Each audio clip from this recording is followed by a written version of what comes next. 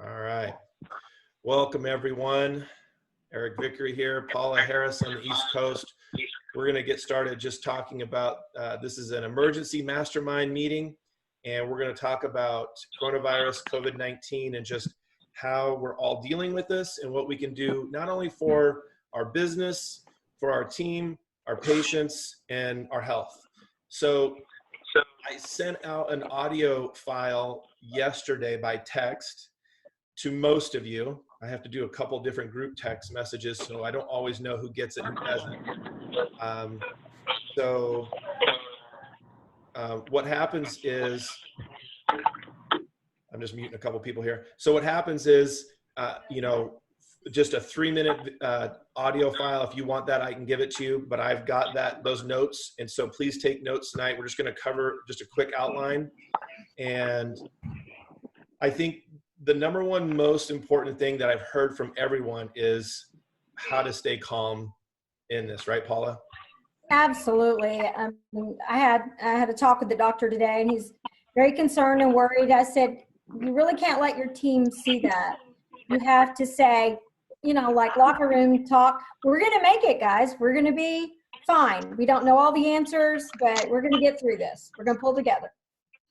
That's right. That's right. And, I'm turning, concern or fear into being cautious and making sure that we have, just everyone on the same page. So when it comes to your office culture and how you are making sure that your whole team understands you're on the same page, it's about being calm and thinking clearly. I think, it just takes one leader to get a bit frantic, and then the team buys into that. Yeah. However, I want to throw this out. If you are too cavalier, too cautious, it comes across as cavalier. Too nonchalant about it, it comes across as cavalier, and then the team will also start to freak out that way as well. Yeah. And so I think there's at my church this weekend, there was a great message that had nothing to do with this. It was totally on something different, but it was one eye on the ocean and one eye on the beach, right? Because you never turn your back to the wave. You get nailed, right? And I love that analogy, because if we're not paying attention to this, we can get really nailed. And so that's why we're all here, to make sure that doesn't happen and to really be smart and intelligent about this. So we're going to keep one eye on what's going on out there, but also one eye on protecting your practice. So team and culture, everyone on the same page, staying calm. We talked about that on the audio file. And then Paula, the other thing that we want to talk about is making sure that we have a good plan, right? Yes. And I'm hearing, I would say I've talked to doctors this weekend a lot, and there was, should I close my practice for 2 weeks before even the announcement, the recommendation to do so in a lot of states. And on Saturday, it was maybe 80% of them were open. Today, I would say it's 50-50 right now, based upon what I'm hearing from clients. And that means our plan has to be all based upon taking care of our patients, taking care of our practice, and our team, right? Yes, absolutely. And I don't have quite 50% who are closing. I have several who are staying open. I know some of the states are recommending that we only see emergencies, condensing schedules, things like that. So. And that's the hard part, because it's going state by state. So probably because I have a large West Coast contingency, I don't even have anybody in Washington. And, honestly, that's a bit of a mess up there. But the Bay Area, I was talking with Dr. Yamamoto this weekend, and he said 4 TSA security people at the airport tested positive at the San Jose airport. That is huge for that area. And it's going to cause some things. Whereas where I am in Reading, it's like, there's not much going on. We're a smaller population. Yeah. But yet dentists are still choosing to be smart about this. And again, keeping that eye on the ocean. So if we choose that plan, we want to talk about what that downtime looks like, how we make sure we protect your practice and your team. And then number 4 is, how are we going to deal with paying your employees? So that's where we're going to start tonight, is pick your plan, your path you're going to go for the next 2 weeks. And each one of those directions, I want to hear from people going, hey, I'm staying open, and this is the precautions I'm taking. Paul and I were looking at an email today from a guy who was like, was he like an infection control specialist or something? Man, I don't know. I'm not going to say what he was. he was like, are you crazy? You don't need to close this. This is, I was like, when did he write this? 2 weeks ago? Because that's not what I'm hearing. So I want to make sure that we are just being smart with, if we're staying open, how we do that. And you guys are the experts on that. We'll talk about it. And then lastly is, if you're going to shut down for a while and be a skeleton crew, how that looks for paying your employees or not, and how you stay on top of your muting here, how you stay on top of the legalities of all of that. So I've also heard from clients on, hey, you could do this, you can't do that. So we want to talk about that as well. Does that sound good, Paula? It sounds great. Yeah, there's some other things we may talk about, building your immune system. And I have some document from an HR company that wrote about this. And there's also the option of teledentistry. The codes are there. We could maybe possibly do some things with that. So yeah, I think then we may have some question and answer. Yeah, if we have time. For sure. Yeah, let's do that. So obviously not everybody's on video, so I can't do a show of hands. For those that I can see, I'm just curious, raise your hand for those I can see who are planning to remain open. Just hold your hand up if you're remaining open. That's your plan right now. Just want to get a feel for this. Okay. Like full schedule, seeing patients, not cutting back at all. That's what I want to see. No cutting back at all. Okay. So I see 2, 3. I see 3. Dave says 4. Okay. Wicked good. Vern up in Maine. I see ya. All right. Okay. So that's awesome. All right. And then just a show of hands, who is cutting back and emergency only following that recommendation per your state? Just to raise the hands there. I just want to see. I'm sorry, Eric. We are actually closing because our state is forcing us to close. I gotcha. All right. So you're changing your vote. Okay. And I see a me. All right. I see Porva. Thank you. All right. So Dave, did that happen today? It did happen today. We were open today. We're seeing about half our schedule tomorrow. No hygiene. We're seeing emergency and urgent care. So anybody that we think would be in trouble if we did not see them in the next 2 months, we're seeing them right away. Gotcha. Okay. All right. Yeah, I knew there was the emergency only type thing, but not full speed. Yeah. All right. Yeah. So of those I can see, I can't see everyone. I'm seeing a good split here. So, and I think it's really depending on the state, what your state is saying. Like California is highly recommending that you're down for 2 weeks. Yeah, highly recommending 2 weeks. And I'm just curious if anybody has a thought why it's highly recommended and not mandated by your state. Does anybody have any insight into that? And you can message me in the chat if I've muted you, or you can push unmute if you need to. Anybody have any thoughts on that? Are we muted? I don't have thoughts on it, but I would say that in all my reading, still the CDC itself has not recommended closures. So all the closures have been recommended by politicians. Yeah. Okay, so let's see. Dr. Russell Danner, you're not on mute. Go ahead, throw in, go for it. Okay, well, I'm in Oklahoma City, and we don't have very many cases here yet, but I have elected not to do any type of restorative work that creates aerosols. And so that includes, hygiene, Cavitron, Cavijet. My feeling is, get in on it just to help the community. That's my deal. What is that? Is it lowering the curve or something? Exactly. Yeah. Flattening the curve. Yes. Flattening the curve. That's my deal. I think it's coming, I think it's coming our way, but I am doing, like today I did some emergency stuff. And then my hygienists are working, but I've just kind of elected not to do any, do any aerosols. I've got, a lot of older patients, and Oklahoma hasn't highly recommended that you shut down or do this. You're doing this on your own accord. I was about to Right. join this Right. video call with video.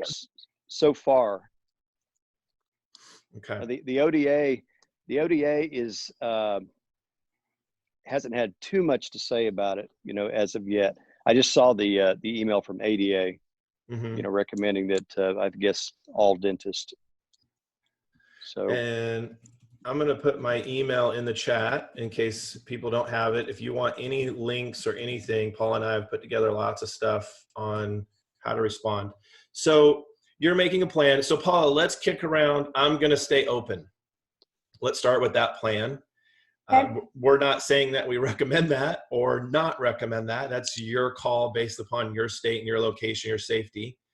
However, I would say that if an employee says, you're staying open, I'm not comfortable coming in, Paula, what would you say? I'm here with Eric. I was like, I'm not coming in. Figured out for my dad. Paula, what do you say to that employee? If they don't feel comfortable coming in, maybe their parents are living with them or they're staying with a parent who's compromised. Yeah. I think we can allow that. Mm-hmm. It doesn't mean we have to pay them, and it does make it challenging if we're shorthanded. But if someone is super concerned about that, I mean, I have a husband started at 8 today that was talking about, my mom is in cancer treatment and I'm concerned about taking this home to her or exposing her. I'm not sure that we can force them to work, you know what I'm saying? Yeah. But I don't think we can fire them over it either. And like I said, it doesn't mean we have to pay them. If they have vacation time and they want to use that, I think we can allow them to use their vacation time if they have any sick days in your benefit. And really, this is a super important time to have a personnel manual. If you don't have one with these types of things addressed, it's time to update. Yeah. And make sure, because we cannot show one thing. We cannot show favoritism. We cannot do for one that we're not doing for the other. That's where we can get in big trouble. Yeah. All right. I'm just getting messages in the chat here. So I would say this is, and Julie Dinius, Dr. Dinius's lovely wife, who's on right now, Dr. Dinius and Adam up there saying, I'm with Eric, I'm not going in, right? So she did some research today, which was great, and a California client, so keep that in mind, all right? Look, they're passing, you can go get unemployment right away without the week delay. You can file for that right away. So if somebody wants to do that, they're welcome to file for unemployment. However, there are some stipulations to making sure that they qualify for that. And a couple of things. You have to make sure that you have a set date or you don't do a set date. Those two things are a part of this conversation. So if they have paid time off, then you would not record a return to work date in order, because they're going to make sure that you're not saying, okay, you get 2 weeks paid vacation or whatever that is. So Mike Dinius, did you talk to Julie about that at all? Yeah, she addressed the staff today at a 1 o'clock meeting. Okay, and how would you summarize the paid time off unemployment arrangement? Well, she gave them all the information they have to contact, and that discussion did happen about setting a date. And we're hoping that whoever, if they do get a hold of somebody or they get prompted to answer it correctly, because nobody was 100% sure. Yeah. Setting a date. Okay. And so, and if anybody has all of the knowledge on this, please raise your hand and I will definitely, or message me here in the comments and I will call on you and unmute you. The current plan that Julie Dinius sent me says this is what they told their team, because they are choosing to go down. Okay. So just make sure you know this. Okay.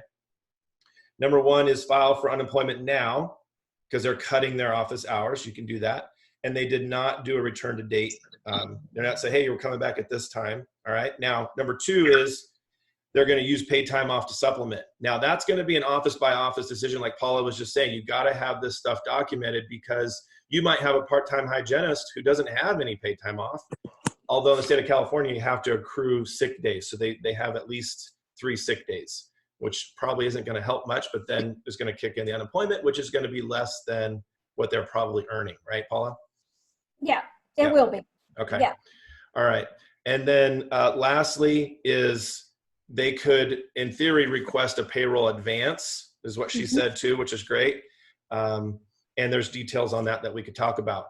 My thought, Paula, and I want to know what you think about this, was, hey, look, if we're going to go to skeletal, we're going to go down, I still want to pay my employees. I joked and I told Paula, the ones I want to keep. Hopefully we can still laugh during this time, just having fun here. But seriously, have an opportunity to do something, right? Yes. So make sure that you extend opportunity for them to work, whether that's remotely, and it has to be something that makes sense, right? It can't just be, hey, I'm going to go home, and if somebody calls, I'll, have it forwarded to me, and they're just, doing whatever. It's got to make sense. So overdue hygiene patients, unscheduled treatment, and scheduling 30 days beyond. Now, my suggestion was, after any major event like this, there typically is a boom that comes back.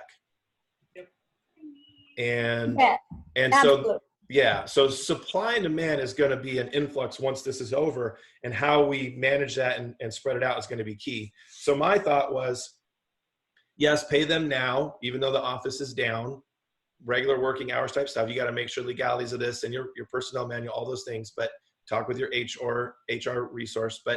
And then they owe you days when you're back in. So if you add a Friday, they're working for free on that Friday because you've already paid them in advance. This is the part about being a team in the beginning that I think is essential when you have this conversation with them, is we're all in this together as a whole business. Okay? And you'll need to get this in writing. Yep. And the HR company, CEDR Solutions, they recommended that you could pay them minimum wage, like lower their pay if you want to keep kind of feeding them some cash during this time and they're not claiming unemployment. You're just paying them minimum wage or a lower rate, which at least gives them something. I mean, this is going to be case by case. You're going to have to decide what's right for you. And I do have at least one practice that does payroll advances as a loan, and they're making that available to their team. Okay, good. I don't know and somebody obviously knows, it's way smarter than me, like Dave Peer. He's wicked smart. He could probably tell you what is going to happen. Look at all these dentists listening. He could probably tell you what the government's going to do as far as tax incentives or something. Has anybody heard anything about any sort of stimulus or anything like that that may help to this in the end on the other side of this?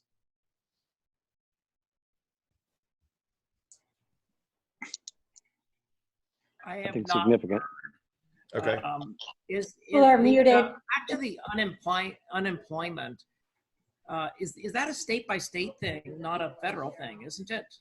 Yeah. Okay, so each state is different.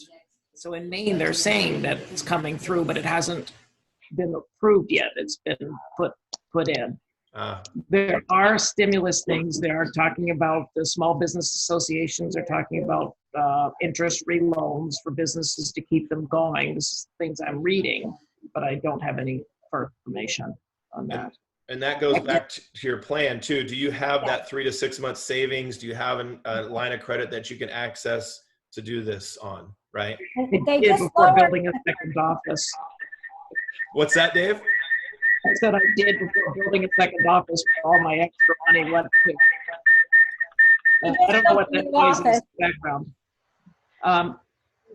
One thing that I've considered, just as we're masterminding this, when we're talking about the unemployment, as soon as that goes through, I'm going to lay off my team, other than a few team members I need to keep with me so I can do urgent and emergent care. If that amount does not cover their full salary, it's 60% of their salary. So I'm looking at that and saying that if I give them excess to that, then they're not eligible for unemployment. Yeah. But I can gift them money. If I gift them money, it's not deductible. So I can gift them less because it's also not taxable on their side. Okay. How would you get that back in the end, or is that just you're giving that to them as your team? Well, one of the things that we as employers I feel we have some responsibility to our team to pay them as much as we can.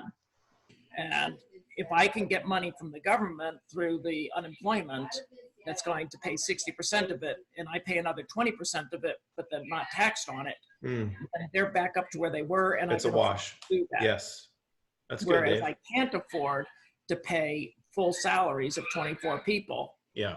For more than a few weeks. Yeah. It's just a thought process. Now, when you said 24 people, is that because you have like 15 kids working for you? What are you doing there? That's because I'm opening a second practice. I have associates.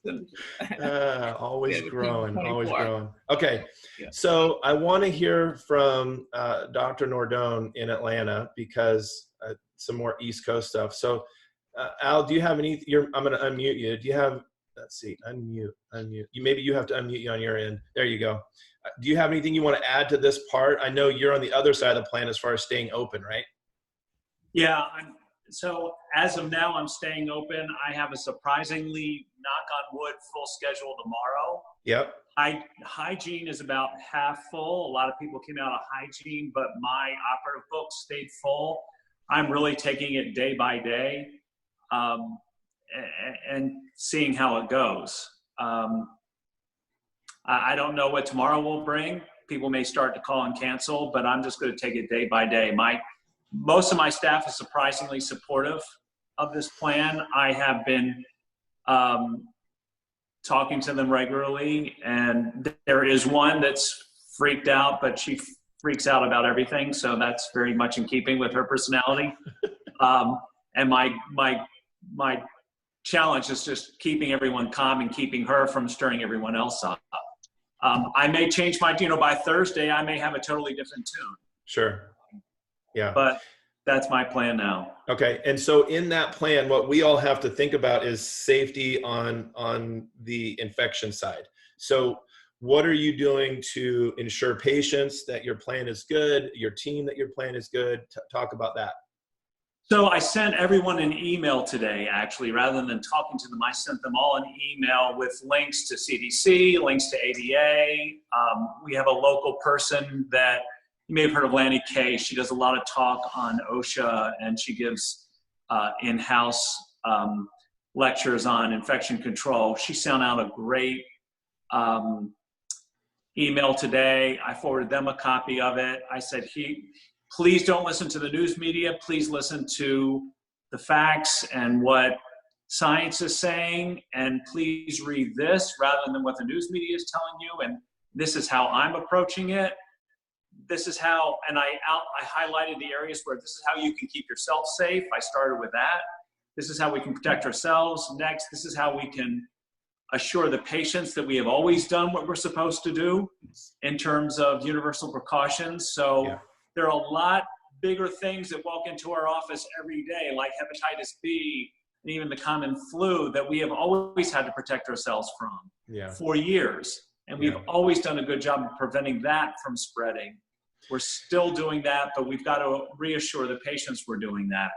That's good. And so I sent that out to everyone. It seemed to have a positive response. I'll see what happens when I get it in the morning, because it is changing on an hourly basis. It is. I will probably tell them that I was in this conference tonight, because they seem to be reassured that I loved what you said about not acting too cavalier, because there is that danger. So I am walking a fine line between being alarmist and being too lackadaisical. So I'm trying to find that balance between looking like I'm very much on top of it, but not looking like I'm freaking out. And like I said, just hour by hour, day by day. Yeah. And Paula, he sounds like a much nicer version of the email we read from the yes. OSHA guy or whatever, infectious it's control been guy. been pretty surprising what I've heard today of the full schedules. Yeah. You know, the patients don't seem to be freaking out as much as the dental community and what's been coming down from the ADA and the governors and the state. But, I told a younger doctor today, I said, he's like, oh no. And I said, I know that you don't remember this, but when AIDS came out, who remembers AIDS? We all thought dentistry was done. And they were linking AIDS contagion to dental offices and all this. And I said, look at where we are. I mean, we see AIDS people all the time. I have a client who sees AIDS patients on purpose. He treats them as part of a program. So, I mean, some of this is just way overdone, I think. And I think we need to be cautious. We need to be concerned. But I believe that we are well positioned. There is actually an article that I have. Dave Peer, this came out of the Bangor. I think you posted it, that we are well positioned in dentistry to handle this, and because of the controls that we use. So I've sent that out to a few people, and I think there's a lot here that is positive. And I think this is a good time to really buckle down on our cleanliness, our OSHA measures. And I have a team, maybe some of you, I think I saw a couple of you on here, where they are actually doing inspections on the rooms. It's a good time to do that, random inspections. They actually started a bonus on that recently to make sure the rooms are clean. They have different rooms they're going to inspect, and different people are inspecting right before we're taking the patient in. So I think that's a good practice to make sure we're doing that. So it's good. I think it's good time for training. Eric, don't you think? Yeah. I mean, everyone's virtually training, seems like all the time, more and more now. Paul and I have been doing that kind of stuff together. We have our own things separately, of course, as well. But if you go down that path of the skeletal crew, you still have opportunity to see your team get stronger and stronger. So I unmuted Dr. Sutton because he talked about some stuff here with the HR 6201. So Dr. Sutton, jump in and just fill us in on what you typed here to the group. I'm not an expert on the legislation or anything, but our accountant did give us kind of some background on the legislation. I guess that's the House of Representatives put out on Friday the 13th, but I don't think it's been passed or anything. But it's saying that bill provides employees of companies with less than 500 employees protective family medical leave pay by their employer for up to 12 weeks. It's saying the first 2 weeks is considered unpaid, but PTO may be used. And the final 10 weeks would be paid at a minimum of 2/3 their typical pay. Mm-hmm. That's kind of what's a little scary. So paid by the employer. Any employee qualifies if they have these three conditions. They have COVID-19, are caring for a family member with COVID-19, are caring for children that have their school / care challenged due to COVID-19. That's a bunch of people. So, yeah, this FMLA pay would be repaid to the business owner in form of payroll tax credits. However, the Senate has not passed this bill yet. Our firm believes that language will be in this bill that excludes employers with less than 50 employees, meaning almost virtually all of our firm's dental practices would be exempt from this legislation provisions. We're close to monitoring. We'll keep you updated. So I guess that's out there, that the 2/3 for 10 weeks is a little scary, but hopefully so. Well, and the only thing. Go ahead, we're Paula. not under that. You're not under that if you have less than 50. Yeah, it looks like, they're hopefully they'll exclude employers with less than 50.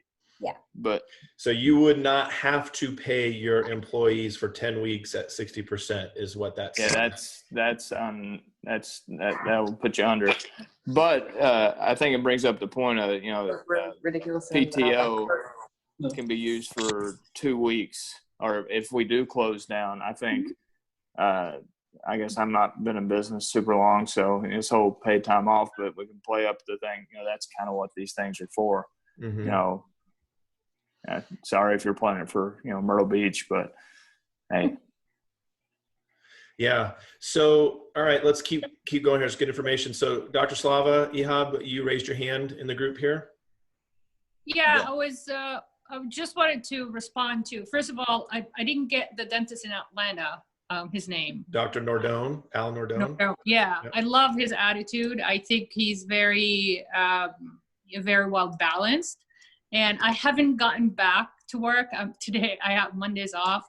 I haven't gotten back to work, so I'm going back to work tomorrow, and I'm sure everybody's waiting for me to say something. Mm-hmm. And I've been thinking it through because we had the leadership call with Eric too, and I think what I'm gonna propose, obviously, I agree with everybody, team members that do not feel safe being or working, they can stay home. I can't make them, come to work. However, we need to know so we can have, the coverage that we need. I agree with him that I'm not gonna just call patient and cancel. I'm gonna play it day by day. And I'm not sure how old some of you guys are, but I've been through the neurovirus, attack, the N1H1 virus after the stock market crash of 2009. I don't know if anybody remembers that. Do you guys know that was set up as a pandemic at that time, right? Yeah. You guys remember this H1N1? Yes. Yes. Okay, so that was actually, it's funny. The reason why this is all happening is because the news media is really stuck on us. Right. Yeah. But the difference is right now is the social media impact. Yeah, it's really of this pandemic is out of control. So here's the thing. I was reading about the H1N1 when it happened back then. It was, it started in March of 2009. X number of people, just like now. And then Obama did the same thing, state of emergency, released funds from FEMA. Yep. And this was all like, it was not even on the news that much. And at the end, 60 million people got it. It was a pandemic in the United States. Yep. And tens of thousands died. So I think it was by July that year that many people were infected, and we were. It was I think it was by the toward the end of So I was working full time. I was putting in 11, 12-hour days. I was in a partnership. We made that year our production. It was crazy on emergencies. We did not cancel patients. Patients canceled on their own, whether they're caring for elderly people or they were laid off also because of because this was a double whammy. This was the actual crash of the market. And the financial crisis. Housing market, and the virus. It was a crazy year. So anyways. Do you guys remember all this or? Oh yeah. Yeah. Oh yeah. Right. Oh yeah. So. Oh yeah. When I say this to people, H1N1, for instance, our associate today looked at me, goes, "Well, that was not that." I mean, like I said, no, it was a pandemic. She goes, "Really?" And then I said to her, she goes, "Well, Trump did a state of emergency thing on Friday." I'm like, "Well, Obama did the same thing. They do that to release funds. That's why they do that." She's like, "Oh." They were in high school. They were seniors in high school. They were kids back then. But try to explain to kids these things. It's Dr. like Sutton smiling. Yeah. Oh, really? They were 18. So, yeah. So I think it's finished high school. Anyway. While you guys are talking. I'm going in tomorrow. Yeah. And giving them the option if they don't feel safe. I agree with him. I'm going to play it day by day. And I agree with the whole inspection pre-patient, but I've done that my whole career because I'm OCD, not a germaphobe, but I'm very OCD about cross-contamination, safety first always, and I'm in preventative. So I always inspect my ops. I mean, if I go down on my knees, wiping and scrubbing and wiping again, I would do that. I mean, everybody knows, they see me doing it. I've been doing it for years. And I think the most important thing is to keep your team calm. We do have one team member that freaks out on everything. Like if we don't have enough. She just actually texted us with, she just texted us with the New Hampshire Dental Association's recommendation to go like emergency. There's one in every office, right, Dr. Nodell? So she's pregnant, and everybody's all the pregnant, like they're sending out the these things on Facebook now about Now they're the Mother and child. they're the most part of the most vulnerable now. Yeah. With the elderly. So Well, anyway, stay home then. You know. Yeah. So while you guys are Rick? talking, I'm getting some questions. I'm getting some questions over here on the side, and I want to get to these too. So the over 65 you mentioned, Dr. Netzley mentioned it. I typed while Dr. Netzley said that. I was typing. Your practice may start to shut down on its own. It may not be your decision, and I think Al was alluding to that. And so you also need to prepare that. Okay, our plan is to stay open. That's plan A, but plan B is maybe it shuts down for us, or it severely is reduced. How do we respond to that? Who's willing to take some time off on their own? Raise your hand, and see who's willing to do that first. Hey, I've been wanting to go to Hawaii for a while now, and I hear it's $250 round trip, so I'm gonna go. Now, the interesting thing about HIV, and I agree with everybody that I've been doing this for 21 years, and God knows how many germs I have in me. So, and don't get me wrong, I got sick with a neurovirus. I ended up in the emergency room. I had the Tamiflu and all this stuff. So I had my share. But I had a patient, speaking of HIV, she's from Africa. She was. This was about a year ago. Yeah, it was about a year ago. She was raped. No, the militia killed both of her brothers, and she got raped. And then she was about 18 years old. She walked herself from her village to urgent care, and then they tested her, and they found she's HIV positive. It's been like 15 years now, and she's very, very stable. But the interesting thing, she came to me and she said, "Wow, I cannot believe you guys are going to take me as a patient." And I said, "Why?" And she said, "Because I got rejected by 4 other offices. Because she was HIV positive. Because she disclosed that she's HIV positive, although she is she's been taking medication. She's in her 40s now. It shouldn't matter. That doesn't matter. Since she was 19 years old, she had a child. She has a very healthy son, healthy grandson, and everything. But they refused to see her. So long story short, she called us, and I answered the phone, and she says, she's giving me all her information. She goes, "I just want to let you know I'm HIV positive." And we're like, "Yeah, no problem. You can come in." Yeah. So, Paula, you had something you want to jump in with? Yeah. Anybody using teledentistry codes? I didn't know there was any codes. Great time to pull this out. So I have a document, and if you want to put us on speaker view, you'll see my screen, and I will share with you what I have from the ADA that is explaining teledentistry codes. It's 9995, 9996. Okay. So if you put us on speaker view, you can see. Can everybody see this page? Yeah. Okay. All right. So you've got these codes. They just came out in 2018, and you can use these. Whether they'll be covered by insurance, I don't know. If anybody's using these, put them on the chat. But you've got live two-way interaction between a person using audiovisual telecommunication technology. So there's some options here. If you want this document, I mean, you can search for it online. It's from the ADA, but it's a 10-page document. I've got it. I can send it to you. But this is an option right now, I think, if you would like to have something like that. Did anyone chat here that we're using that? Delta doesn't pay for those codes? Probably not. We use this on Fridays when I'm away, and hygiene sees new patients. Yeah, that's a cool thing. So I want to encourage you to pull this out and see how you can use it during this time. Maybe some of your elderly who don't want to come in, that want to have a conversation with you about something or show you something. Maybe they can video, maybe they can't. This system we're using here is Zoom. Most everybody's heard of that. It works really well. It's very easy. So I encourage you to use the teledentistry codes as well. And you can charge a fee for that. Yeah, that's good. So 2 things on this, Paula, on the messages.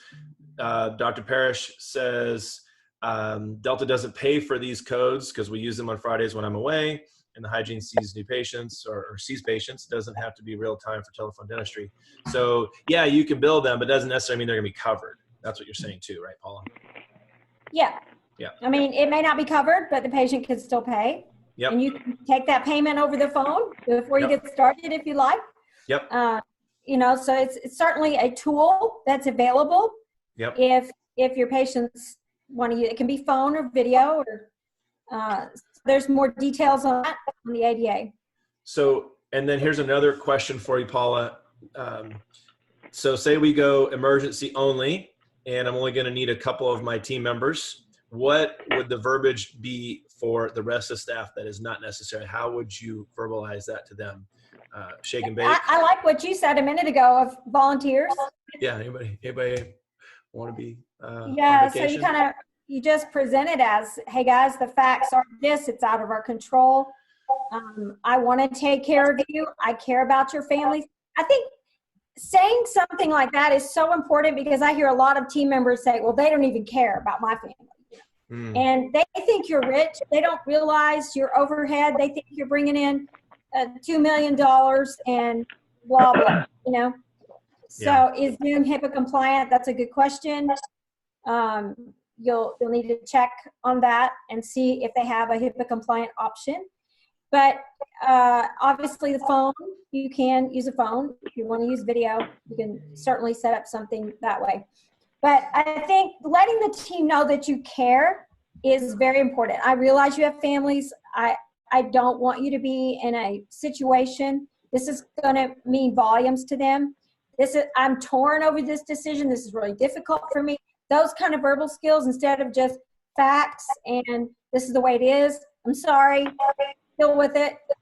I think showing some concern and care and asking for the volunteers, I think is a great idea. Maybe even have a rotating schedule where you have a team who can work Monday, Tuesday, somebody else is Wednesday, Thursday, and you're at least getting some of their payroll in if they're not going for layoff, unemployment, something along those lines. What do you think, Garrett? Yeah, no, I think that goes back to, hey, culture, we're in this together.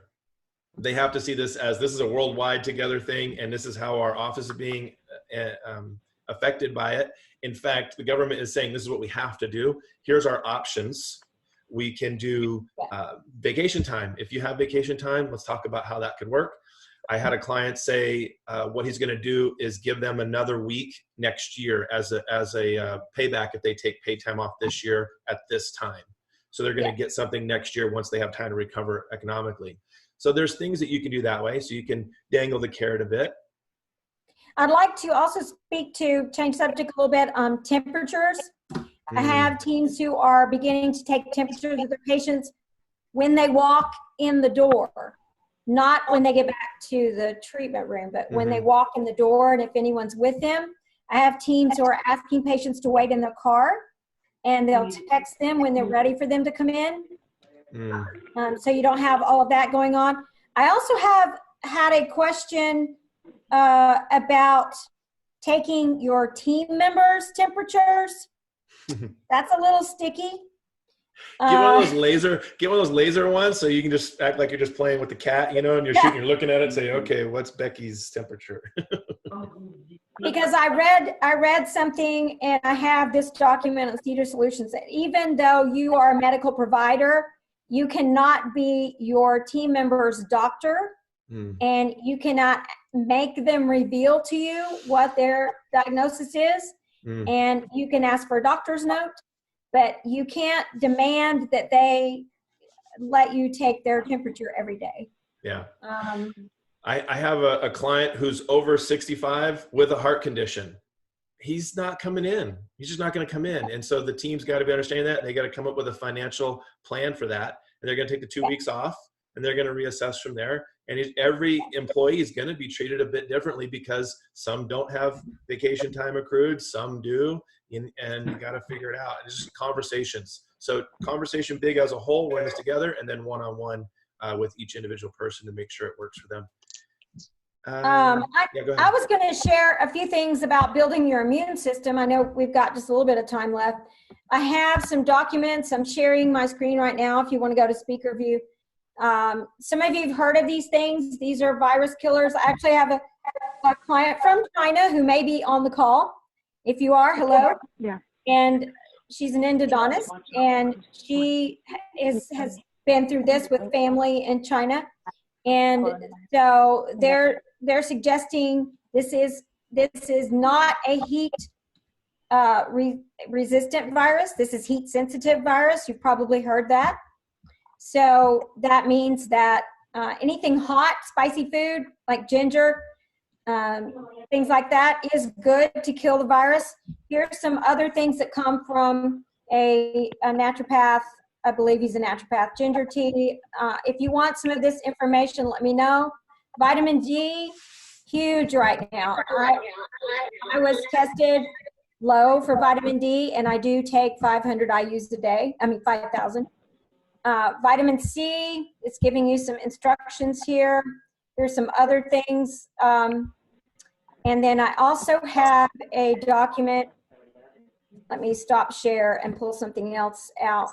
From Jackie Russo. Some of you know Jackie Russo from the AHOSH.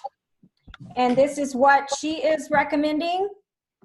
That's American Academy of Oral Systemic Health, in case you don't know. She's a dentist and a nurse.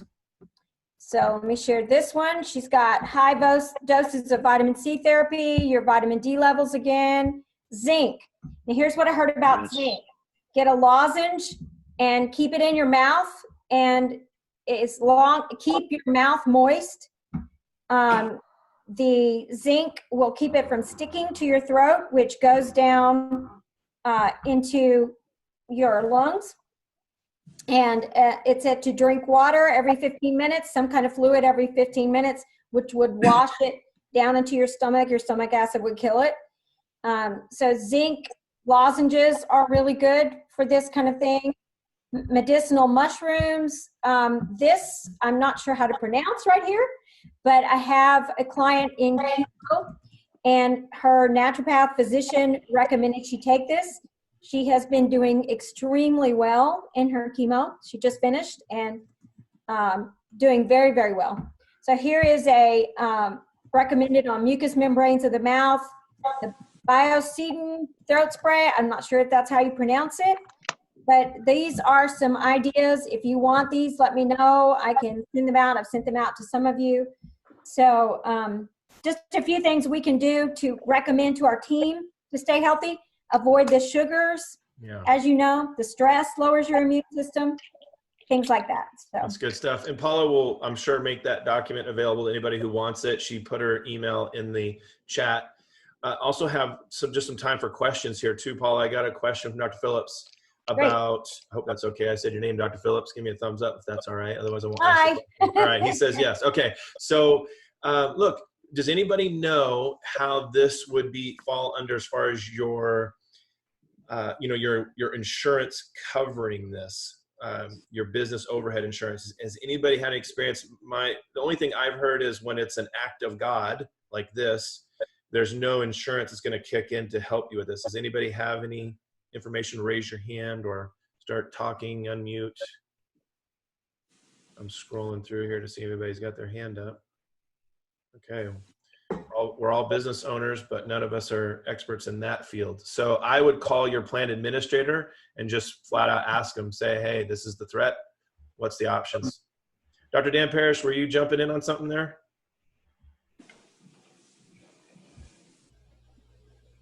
I saw his face pop up and then he went away. So, okay. So Dr. Phillips, I don't know that we have an answer for that. I did listen to a podcast this weekend that I shared with some of you, and he basically said that terminology, act of God, will typically not allow things like this to help when it comes to insurance. And as we know, insurance is looking for any reason possible not to pay for something, right? So do you want to elaborate any more on that, Dr. Phillips? No? Okay. All right. Dr. Dan, I see your face again. Are you back? Did you want to add to something there? I hit unmute. No, sorry, Eric. I don't know why my face keeps popping on and off on your thing. Sorry. All right. Probably because you're on your phone. Yeah, phone's going in and out. All right. If you have a question, you can raise your hand in the Zoom. You can do that option. You can type it over here on the side. Anybody have any questions we haven't talked about just yet?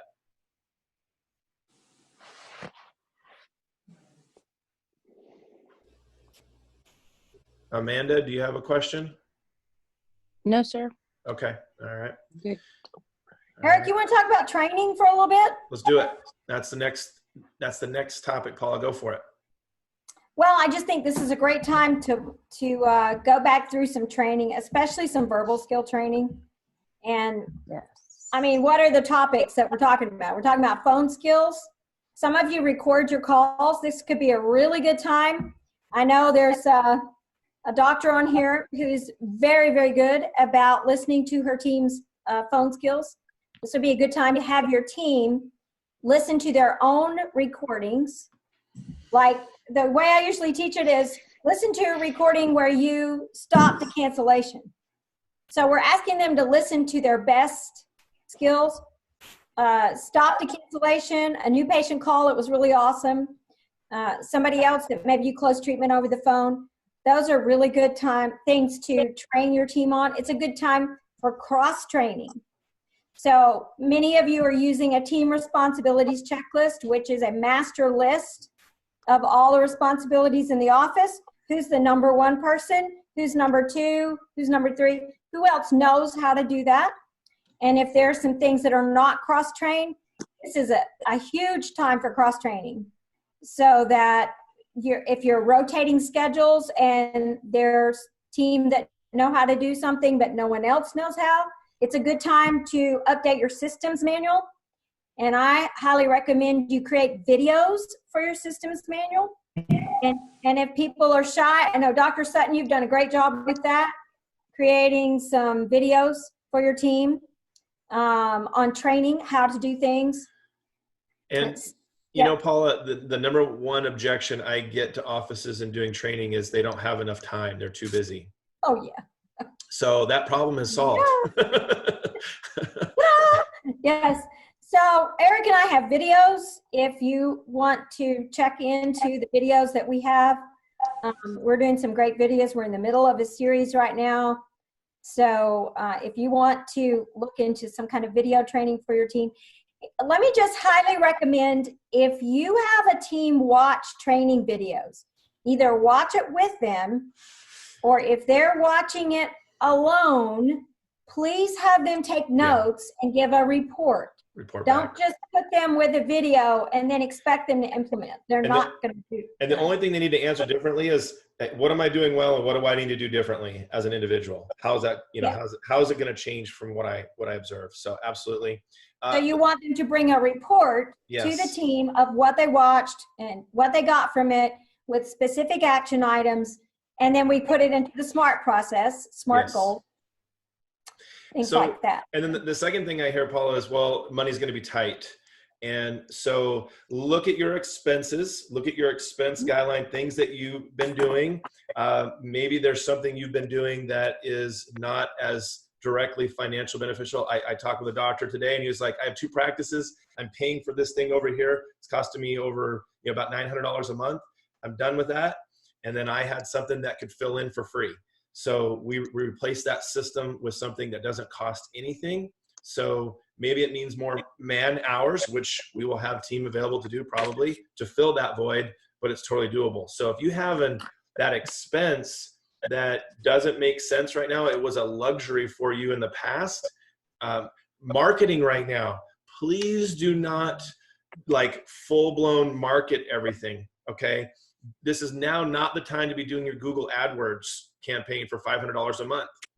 Patients are not, what do you think they're researching right now, Paula? Are they researching best dentist in the area? Or are they researching, how do I make sure I don't get COVID-19, right? So maybe that could be your keyword search, so COVID-19. This office has it. I think it's a good time to look at your supply budget. Okay.